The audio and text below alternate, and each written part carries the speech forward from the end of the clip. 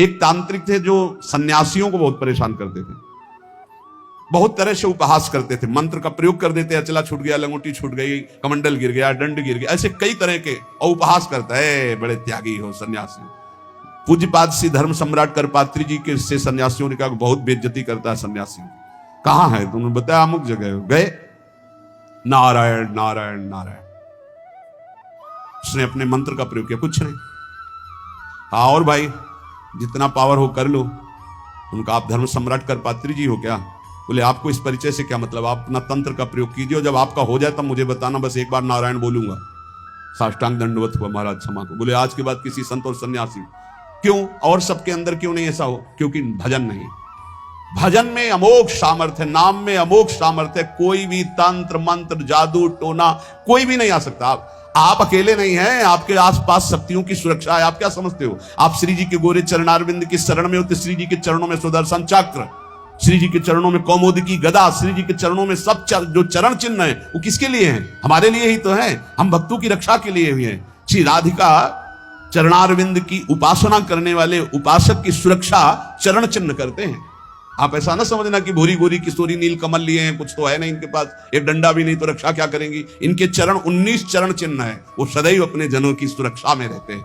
और उनके प्रियतम जितने शक्तिशाली सब उन्हीं से शक्तिशाली है।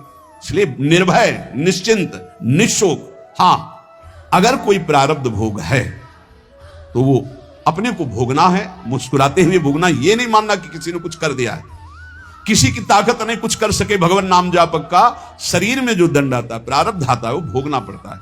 हाँ, यहाँ बरगदिया बाबा थे सेनपुर के बगल में, दूधी कगार के बीच में। वो गंगा जी में सदैव खड़े होकर भजन करते थे, तो कछुआ ने काटा। धीरे धीरे वहां सड़न पैदा हुई, कीड़ा पड़ गए, पूरे पैर में कीड़ा पड़ गया। डॉक्टर के पास जाने की रुचि प्राय एकांतिक महात्माओं की नहीं होती, तब तक जब तक भगवत आदेश नहीं होता तब तक उसे सहते रहते हैं। बड़े बड़े कीड़ा उनके पैर में देखे गए। भीषण कष्ट होता होगा, लेकिन वो कभी पीड़ित नहीं देखे गए।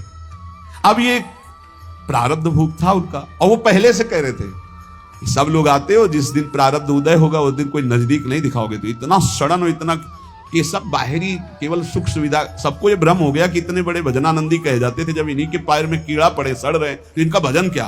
वो सिद्ध पुरुष थे, वो केवल अपने प्रारब्ध शरीर का क्षय कर रहे थे। तो ये कोई ऐसा ना सोचे कि किसी के ऊपर कोई अपना प्रभाव दिखा दे। ये उन्हीं के ऊपर दिखा सकता है जो भजनहीन है, भजन नहीं हो रहा। अगर भजन करोगे तो किसी की भी ताकत नहीं है कि आपको दुख पहुंचा सके। करे भक्ति भगवंत की और करे कबहु नहीं चूक, तो हरि रस में साचो रहे ये साची भक्ति मलूक। यदि सच्चे भाव से चलोगे, भगवान की भक्ति करोगे, नाम जप करोगे, तो हर समय भगवान की सुरक्षा बनी रहेगी, आपकी भागवतिक सुरक्षा बनी रहेगी। ये अनुभव होता है हर समय भगवान की सुरक्षा का, भक्त को अनुभव होता है भगवान मेरे पास है। जे तेरे घट प्रेम है तो कहीं कहीं न सुनाओ, अंतर्जामी जानिए अंतर्गत को भाव।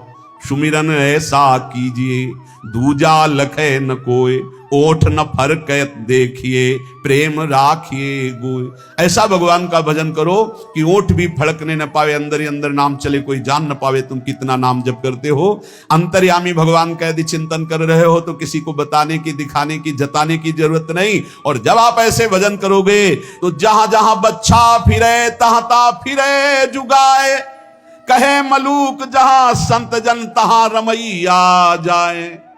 जैसे बछड़ा जहां जहां जाता गाय रंभाती जाती है, ऐसे जहां भक्त चरण रखता वहीं भगवान होते हैं आसपास। चिंता करने की जरूरत नहीं है।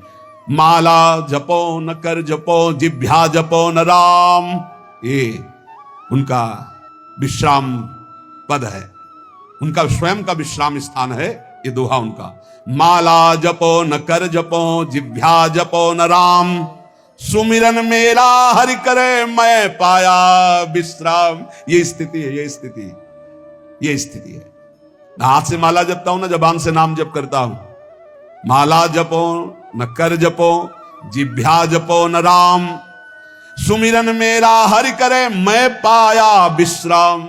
मैं खो गया हरि में, अब हरि ही स्मृति बन करके चल रहे। मैं हरि स्मृति, स्मृति के अभिमान का भी त्याग जो है वो ये स्थिति है।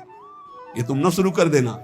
हाँ हाँ हाँ, कि न माला जपो, न कर जपो, न जिभ्या जपो, अब मेरा हरि सुमिरन कर रहा है। ऐसा स्थिति की बात है। प्राय ये बातें ज्यादा पकड़ी जाती है सिद्धावस्था वाली, कि जैसे उसमें लिखा ना सुधानिधि में, लिखंति भुजमूल तो न खलु शंख चक्रादिकम विचित्र हरि मंदिरम। तो एक साधक मिले, अन्य कहीं से मिले, तो श्री हरिवंश ने कहा आज तिलक रचना नहीं, उसकी जरूरत नहीं।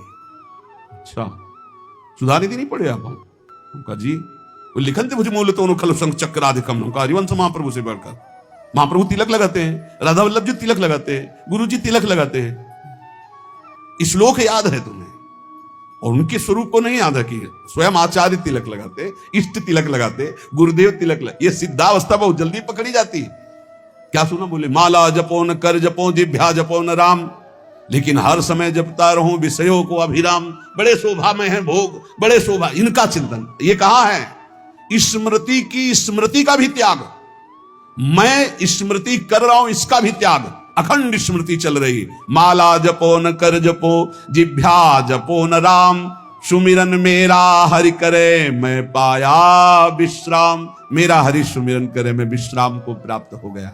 भगवान श्री कृष्णचंद्र जी महाराज अर्जुन जी से करुणा करके उपदेश कर रहे हैं। गेया यह स नित्य सन्यासी, वही नित्य सन्यासी है। अपने लोगों ने सन्यास शब्द से समझ लिया है कि जो दंड ले लेता है, जो घर बार त्याग कर देता है, जो लाल कपड़ा पहन लेता है या जो पीले कपड़ा पहन लेता है, वही सन्यासी होता है।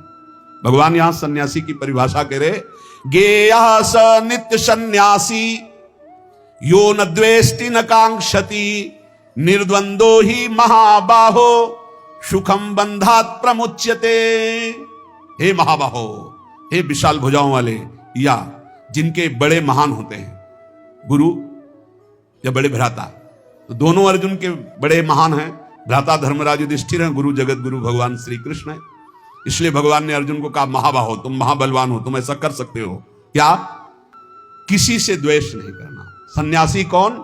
ना द्वेष्टि ना कांक्षति, ना किसी से राग है, ना किसी से द्वेष है, और ना कोई चाह रह गई है।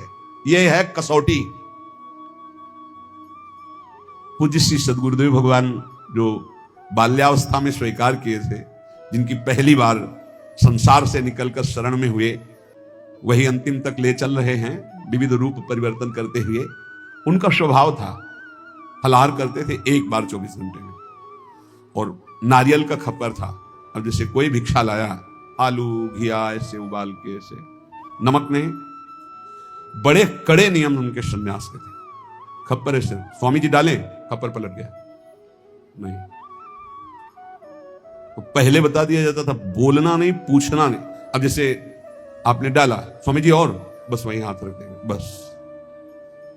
कई कई दिन भूखे रहते, क्योंकि प्रायः लोग संसारी नहीं जानते। तो स्वामी जी डालें, बस खप्पर पलटा दिए नहीं। लाल चेहरा, इधर देखो तो एक एक हड्डी गिन लोगे। हर समय मंत्राकार वृत्ति, प्रणो जप में कोई अर्थ संग्रह नहीं, एक फूस की झोपड़ी, बड़ा कठिन तप। उन्हीं से संस्कार ये जीवन के बने कि एक भी श्वास भजन रहित नहीं जानी चाहिए। शुरू से संस्कार यही बना दिए पूज्य सद्गुरुदेव भगवान ने। गेया स नित्य सन्यासी यो ना द्वेष्टि ना कांक्षति, ना किसी से राग है, ना किसी से द्वेष है, और ना कोई चाह है। ये बहुत बड़ी बात है। यही कसौटी है साधु की, साधना की। किसी भी प्राणी, पदार्थ, परिस्थिति, सिद्धांत से न द्वेष है और न राग है। द्वेष भी नहीं किसी से। सब भगवत स्वरूप है। ये सब मलिन अंतःकरण, ये वो इनका उनका, ये धर्म वो मजहब ये मजहब, एक ही है।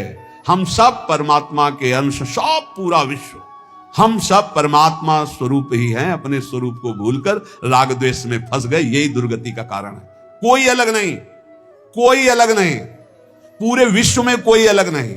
आप किसी महापुरुष की वाणी पढ़ के देखो, चाहे किसी भी धर्म के किसी भी महापुरुष की वाणी पढ़ के देखना, और उसका सही अर्थ निकालने के लिए पावन बुद्धि होनी चाहिए। नहीं तो आप धर्म ग्रंथों का अर्थ गलत कर देंगे तो उनका आदेश गलत आपको समझ में आने लगेगा। धर्म ग्रंथ सर्वहित सर्व मंगलमय है। जो लिखा हुआ है, जैसे अपने यहां लिखा हुआ है, आताताई को मार देना चाहिए। भगवान श्री कृष्णचंद्र जी अर्जुन को कह रहे हैं इस समय अश्वत्थामा ने 5 ब्रह्मास्त्र चलाए पांडवों के लिए और 1 ब्रह्मास्त्र गर्भस्थ शिशु के लिए। उसी समय गाय घोर आताताई गर्भस्थ शिशु को मारने के लिए ब्रह्मास्त्र का संधान, मार इसको, इस आताताई को बिल्कुल नहीं छोड़ना।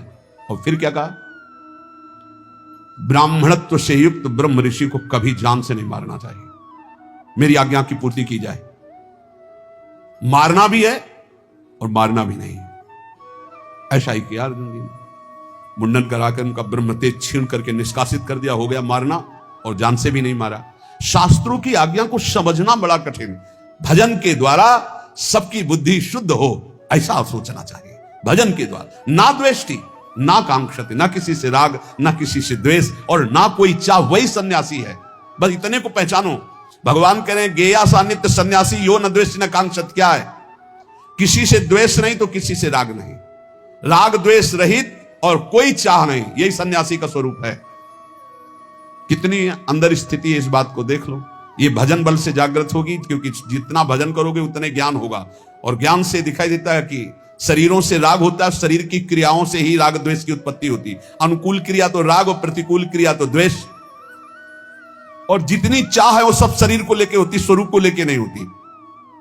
अगर साधु होकर के कामना है कोई, किसी भी तरह की कोई कामना, वो अभी सन्यासी नहीं है। कोई भी कामना नहीं। ये जगत उद्धार की भी कामना नहीं होनी चाहिए।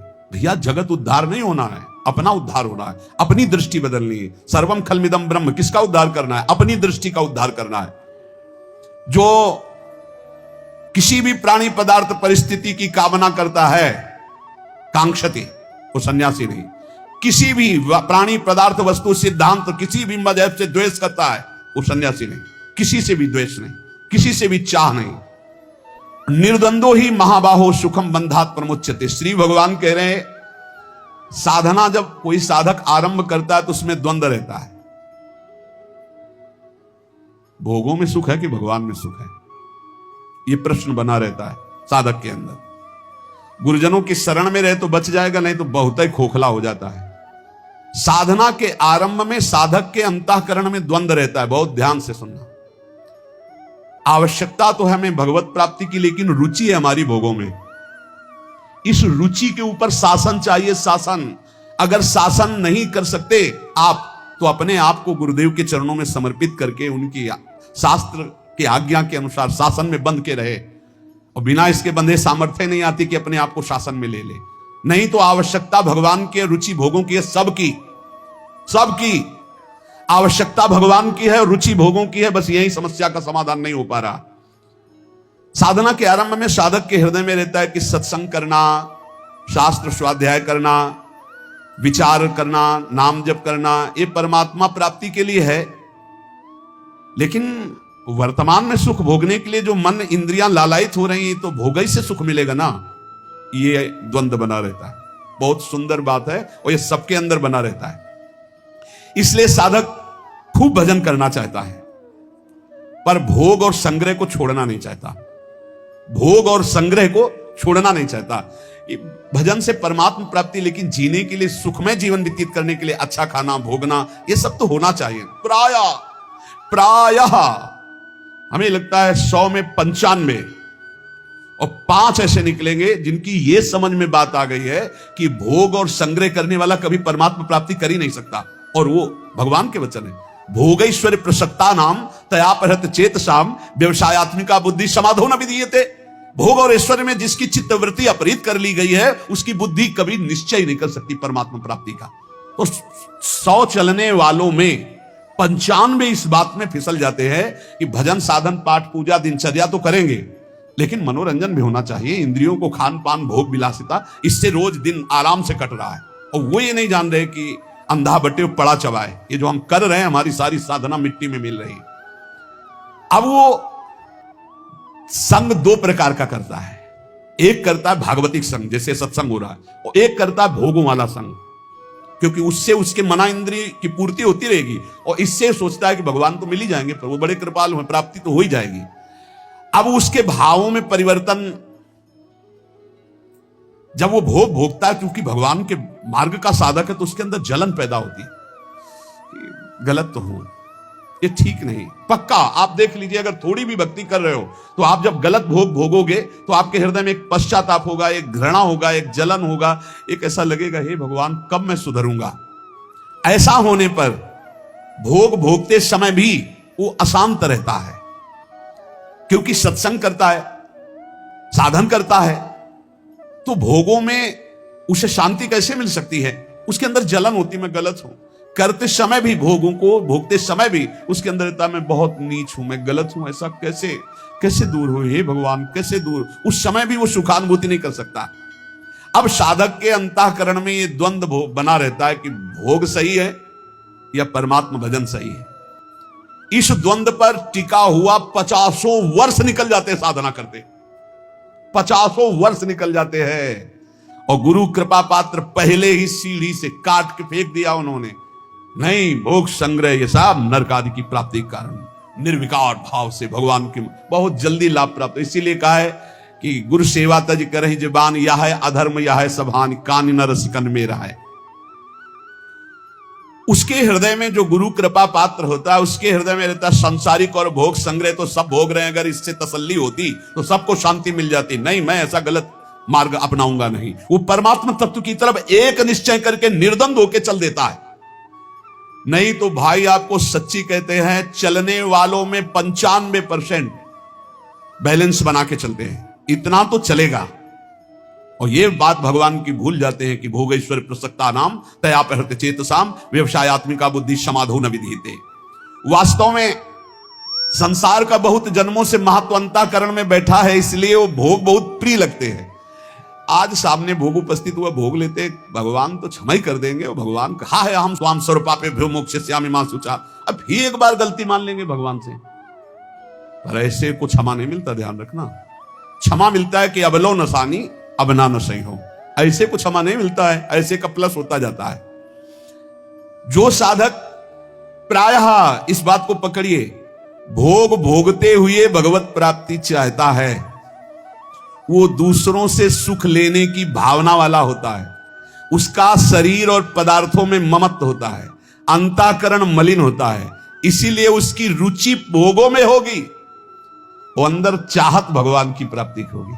साधक है ना, चाह तो कहीं ना कहीं है, कसक है उसकी कि यार भगवान मिल जाते तो ठीक था, पर भोग छोड़ नहीं सकता।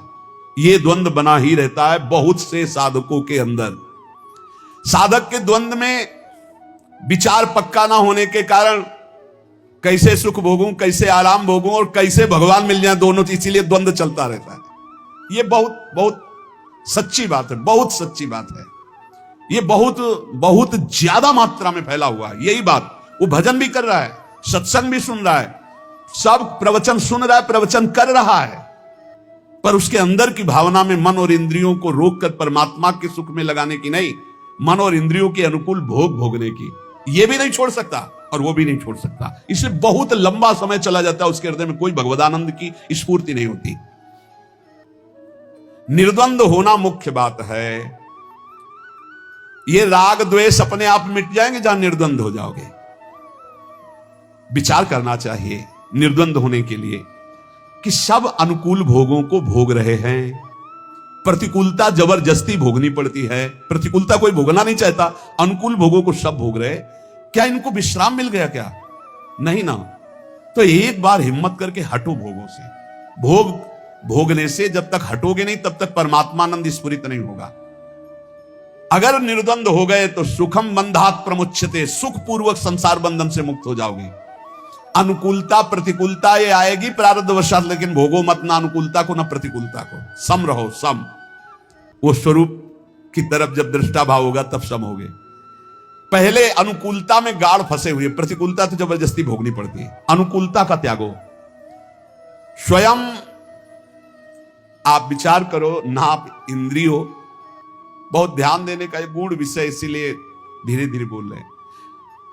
आप इंद्री नहीं हो जो इंद्रियां भोग मांग रही, आप मन नहीं हो जो मन भोग मांग रहा है, आप दे रहे हो। आप बुद्धि नहीं हो जो बुद्धि निश्चय कर रही कि इन भोगों में सुख है। आप परमात्मा स्वरूप हो। यही आपका बंधन हुआ है जो आप अंतःकरण इंद्रियों में तदात्म हो गए। एक बार हिम्मत करो, इन दुष्ट इंद्रियों और दुष्ट मन की मांग के विरोध में हो जाओ। हिम्मत करो एक बार विरोध में, लेकिन गुरु के विरोध में करवा देंगे इंद्रियां मन। शास्त्र के विरुद्ध चलवा देंगे, लेकिन इनके विरुद्ध तुम हो जाओ, इतनी हिम्मत। तभी नाम से श्री हरिवंश नाम बल रहो। क्या हुआ, मन और इंद्रियों से ममता इतनी हो गई कि पदार्थ, व्यक्ति, क्रिया जो मन इंद्रियों को अच्छी लग रही उसी के अधीन हो गए। बड़ी सुंदर बात है, देख लो, अंदर की बात है। देखो, सुषुप्ति में कुछ याद नहीं रहता, फिर भी आप जीवित रहते हैं। आपको ये भ्रम दे दिया गया अंदर कि अगर हम ये भोग नहीं भोगेंगे तो हम रह नहीं पाएंगे। अगर कोई भी भोग है, सुषुप्ति में कौन सा भोग होता है? सुषुप्ति में, स्वप्न की बात नहीं कह रहे, 6 घंटे आप बिना भोग के होते हैं, कोई भोग नहीं, खाना पीना सोचना कुछ भी, कोई भोग नहीं, ठप पूरा रहता है सिस्टम, अंतःकरण शांत। तभी घोर सुषुप्ति में गए तो आनंद आता है कि नहीं बाद में, यार 6 घंटे सो। तो भोग त्याग, संसार के चिंतन के त्याग का आनंद देख लो अज्ञान में। जब सुसुप्ति में चले गए, 6 घंटा बाद उठे तो आहा, एकदम नई चेतना आई। क्यों? 6 घंटे कोई संसार का चिंतन नहीं किया, 6 घंटे कोई भोग नहीं भोगा, किसी भी तरह का खान पान कोई भोग नहीं भोगा। अगर वही जागृत में स्थिति हो जाए तो उसी को समाधि कहते हैं। सुषुप्ति अवस्था में जब तुम 6 घंटे संसार को भूले हुए थे, तब भी तुम जीवित थे। तो जागृत अवस्था में तुमने ये क्यों मान लिया कि मैं इन भोगों के बिना जीवित नहीं रह सकता, मैं नहीं रह पाऊंगा? क्यों मान लिया? इस प्राणी के बिना, इस शरीर के भोग के बिना, इस पदार्थ के भोग के बिना, इस वस्तु के बिना, इस नशा के बिना मैं नहीं रह सकता। यह है अपनी स्वतंत्र सत्ता को खोकर अधीन हो जाना भोगों के। यह अधीनता कब तक बनाए रखोगे? संसार का राग उत्पन्न होता है, नष्ट होता है, राग कभी स्थायी नहीं होता। किसी एक भोग को भोगते रहो, अगर घृणा ना हो जाए तो कहना दूसरे नए भोग को उसी भोगने की इच्छा हो जाएगी। नए नए प्राणी, नए नए पदार्थ, नए नए शरीर, नए नए भोग हमें चाहिए। नहीं तुम समझ पा रहे, तुम्हें फंसाया जा रहा है। परंतु यदि परमात्मा प्राप्ति की अभिलाषा उत्पन्न हो गई तो ये कभी नष्ट नहीं होती, ये बनी रहती है। क्योंकि तुम परमात्मा के अंश हो, तुम्हारी अखंड स्थिति परमात्मा में है। उसे तुम भूल करके अंतःकरण और इंद्रियों में अपनी स्थिति को जो मान रहे हो, इसीलिए अभिलाषा बन गई भोगों की, इसको हटाना है। केवल इतना ही करना है कि इंद्रिय और मन से ममता हटाना है। इंद्रिय और मन से ममता हटाने का मतलब इंद्रिया मन जो गलत भोग भोगने की चाह कर रहे हैं, इनको नहीं पूरी करनी है। मैं नहीं हूं, अरे इतने में काम बन जाएगा। पर इतने हटाने के लिए नाम जब बहुत बढ़ाओ। जितना तुम्हारा राग कम होता जाएगा, उतने ही आपको अंदर ज्ञान का प्रकाश मिलता जाएगा। मैं जीत सकता हूं आपके अंदर आने लगेगा।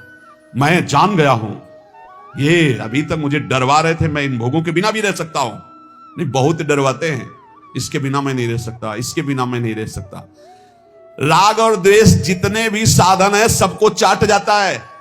इसीलिए बोले इतने वर्ष हो गए भजन करते, साधना करते, कोई लाभ नहीं मिला, क्योंकि राग द्वेष है भोगों का।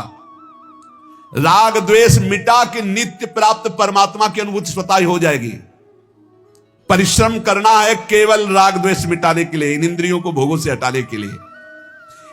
भोग ने नहीं पकड़ा है, आपने भोग को पकड़ रखा है। बाहर जितना सुख भोगने की इच्छा करोगे उतना ही दुख मिलेगा। भीतर आकर के इनसे निरपेक्ष हो जाओगे उतने सुखी हो जाओगे। इस जड़ शरीर और जड़ इंद्रियों में तदात्म होने के कारण ये भोग हमें परास्त कर रहे हैं, और इनसे अलग हो तुम। इतना अनुभव करो, इनके अधीन मत हो, अभी निर्द्वंद हो जाओगे। भगवान करें, निर्द्वंद जो है वो सुखपूर्वक संसार से मुक्त हो जाता है। फिर सारांश में हम चाहते हैं भगवान से मिलना, पर रुचि हमारी भोगों में है। बिना भोगे हम जी नहीं सकते, ऐसा हमारे मन में कमजोरी बैठ गई है। चाहे वो खान पान नशा कुछ भी भोग प्रकृति का, बिना प्रकृति के भोग के हम जी नहीं सकते। नहीं, ये मेरा विषय नहीं है, मैं अविनाशी हूं। अब हमको इन्हें धर्म से चलाना है। शरीर पोषण के लिए धर्म पूर्वक विषय सेवन करना है। पहले अधर्म भोगों का त्याग करो, थोड़ा निर्मलता आएगी, फिर भोक्ता भाव का भी त्याग हो जाएगा। कोई द्वंद आपका स्पर्श नहीं करेगा। आप निर्विकार होकर परम पद में स्थित थे, स्थित हैं, स्थित रहेंगे, ऐसा अनुभव हो जाएगा। इसलिए सारांश फिर वही पुनरावृत्ति, सारे कर्म भगवान को समर्पित करो, कोई भी पाप कर्म ना बनने पावे, और निरंतर नाम जप करो। आप अपने आप गुणातीत हो जाओगे, आप द्वंद्वातीत हो जाओगे, आप योग क्षेम की चिंता से ऊपर उठ जाओगे, परमानंद में डूब जाओगे।